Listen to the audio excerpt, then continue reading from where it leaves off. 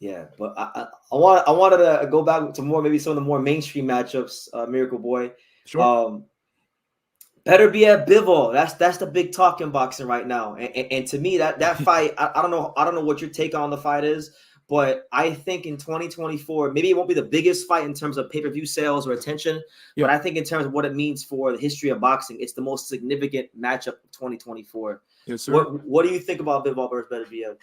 It is, in my opinion, and likely yours and a lot of people, that it is the best fight to make at 175 pounds today. Mm-hmm. You can't go nowhere else than those two right there. Um, the best, I think they better make it happen quick because Beterbiev is getting, he's not getting younger. No. He just made 39. Even though he looks sensational in his last fight, he's showing that age is just a number. But with his style of fighting, is brutal. It's Yeah. brutal. So being almost 40 and you're stretching this fight for another 3 to 4 years is not a good thing. It's not a good thing. So this is the time to make the fight. Hopefully this year, if not next year. And Bivol versus Beterbiev, it is the battle of Russian tanks, I like to call it. Okay, I like that. Yeah. You got the Battle of Russia. You got two Russian tanks going at it. One is a pure boxer puncher back on his back foot, using his jab, sticking it out, hard to hit in Bivol. Mm-hmm. Excellent counter puncher. And you got Bivol, who is the tank machine coming forward. Beterbiev. Beterbiev, yep. Thanks. And punches, heavy hands in both fists, and just coming forward, man, like a wrecking ball, trying to being the stalker. And it's gonna be a clash of. It's gonna be a tremendous fight. You got the classic boxer punter versus the stalker, and we all know what happens when those styles of fight, those styles clash. Yeah. It's gonna be a good fight. It's gonna be a great fight. And you know what's funny? I think I have a little bit of a different perspective on the style matchup. Everyone looks at it as the stalker, like you said, versus the boxer. I actually think they're both boxer punchers. I actually think both because Beterbiev, as we saw in the Callum Smith fight, and he's had fights in his career where he showed his boxing skills. If it comes down to it, he can box. I mean, I think he actually had less losses than Bivol as an amateur, and he beat Sergey Kovalev was like 2 or 3 times in the amateur. So he's not. He's not just a come forward aggressive wrecking ball. He's a guy that's so good as a wrecking ball that he hasn't even had to be. I think both of them. I don't think Beterbiev has ever had to beat anybody with his A game in the pros. I don't think Bivol's had to beat anybody in the pros with his A game either. So that's the intrigue of it. Could both of them make each other bring out their A game? That's that's crazy in itself. There's always an opponent to bring the best out of you. There's always this one fight. Yeah, and I think both are difficult to deal with. And for now, to put both of them in the ring, it's gonna be interesting to see what these two guys can do when things ain't going their way. Beterbiev, like how you said, he can box. He showed that in the Joe Smith fight, even though it didn't last 3 rounds. It went at 2 rounds. He caught Joe Smith with an uppercut. He was not even going forward. He just countered him, and there goes Joe Smith to the ropes. And that was it. Spelled the end for Joe Smith. Here comes the pressure, bone crushing Beterbiev, ready to going for the stoppage. Yeah. So you got a pick? Is there a pick? Are you leaning towards anybody in that fight? Because I know this one has everybody split. I want to put my money. It's a pretty hard fight to predict. I want to put my money on Beterbiev to get it done. Okay. I want to put my money on Beterbiev. I think it's going to be Beterbiev is going to be eating some incoming fire from Bivol along the way, but in the end, I can see a stoppage late in the fight. I think the pressure of Beterbiev is going to take his toll, and he fights like Subriel Matias kind of. A little bit. He has got some Matias qualities. So I see a lot of comments on social media. He's the 175 Subriel Matias, and hey, I don't blame them. He fights more or less the same style. They got a similar style, and when he's finished with his opponents, they're all beat up. Yeah. They're all beat up.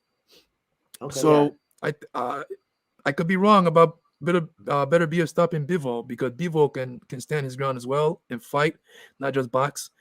And like I said, he's hard to hit. He's hard. Very hard. Very hard. And he's got some of the best feints in boxing. He outclassed the so-called pound for pound Canelo easily in their fight. Well, exposed him, beat him easily. That's one of your favorite things. Exposed. Exposed.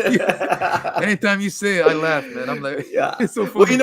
it started because people don't know the story about that they can say I'm like a Canelo hater, which maybe I was at one point. I'm not anymore, but.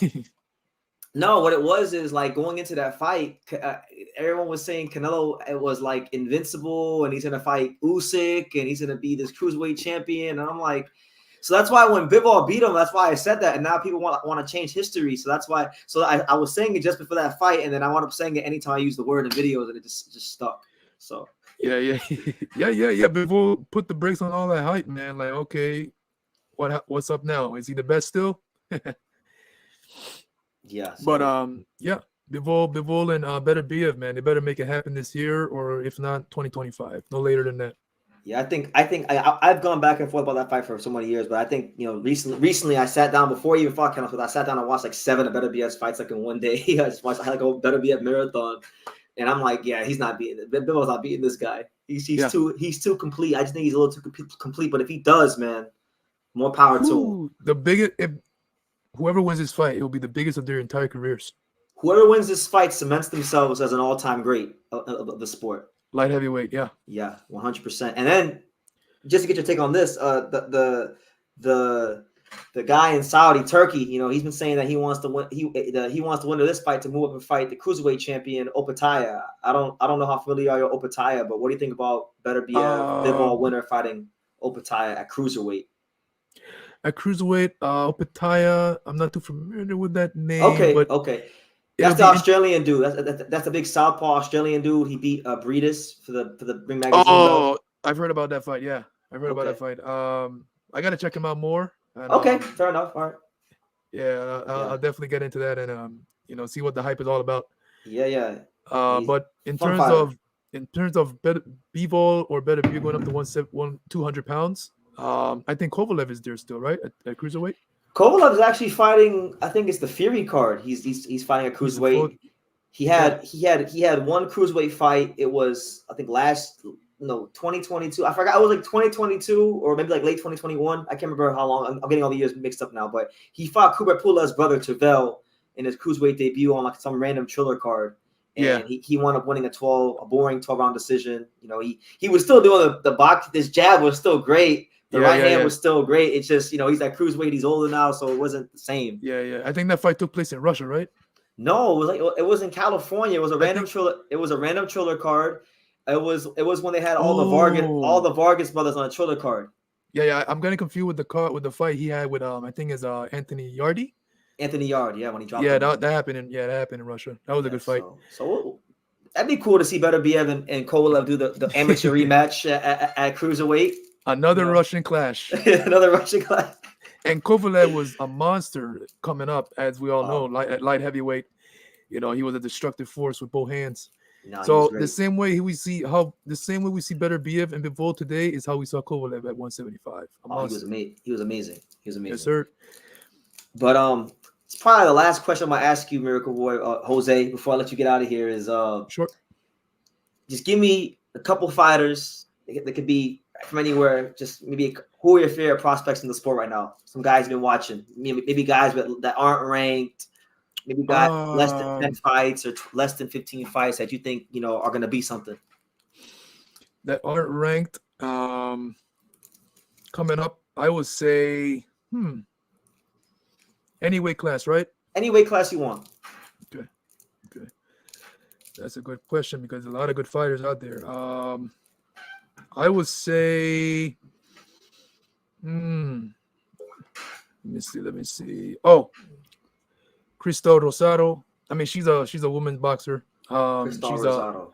That's Amanda Serrano's prodigy.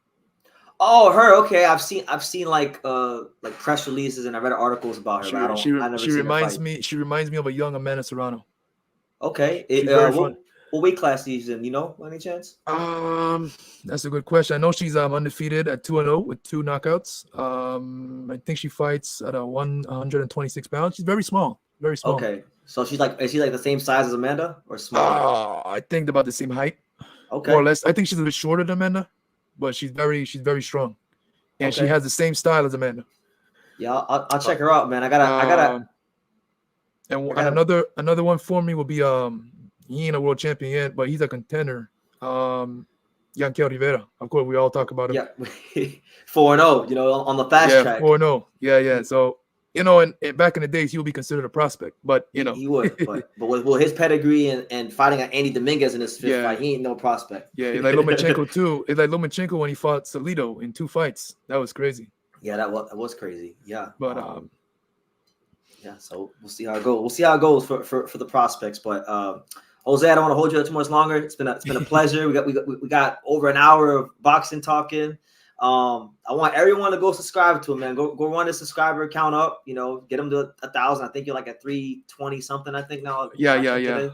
So go help him out. And you got any final message you want to give to people about your channel, all the things you got going on? Well, for my subscribers that are here watching and on True School Sports, I want to say thank you for the following, and I want you guys to share the love on my page, spread the love. Family members, friends, let them know that Miracle Boy Boxing is here to stay and here to grow and become one of the top boxing channels in YouTube.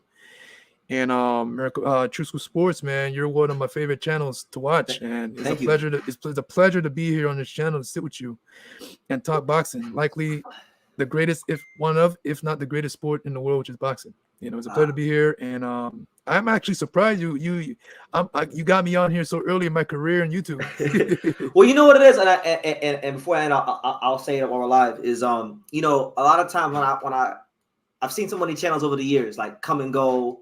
Some channels I like, some channels I don't like so much, and it's like the YouTube boxing community can be such a toxic place. So for me, it's like really refreshing when I see someone and there's just no toxicity. It's just boxing. Like I'm just here for the boxing, man. So that's why I like your channel. There's no bias. There's no like even though you're Puerto Rican, you're not like capping for all the Puerto Ricans. Like you're not saying every Puerto Rican's gonna be a world champion. I talk about every fighter. And you talk about every fighter, so that's why I wanted to bring you on, because a lot of times, there's people I've known for years. I don't even bring them on the channel because. So that's why I reached out to you.